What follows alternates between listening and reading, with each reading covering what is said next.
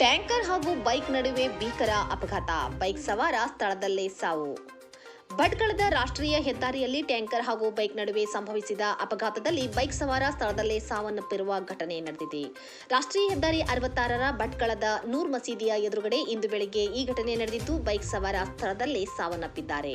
Bike ಹಿಂಬದಿಯಲ್ಲಿ ಕುಳಿತಿದ್ದ ಮೃತರ ಪತ್ನಿ ಭಾರತಿ ಸ್ವಲ್ಪದರಲ್ಲೇ ಪ್ರಾಣಾಪಾಯದಿಂದ ಪಾರಾಗಿದ್ದಾರೆ.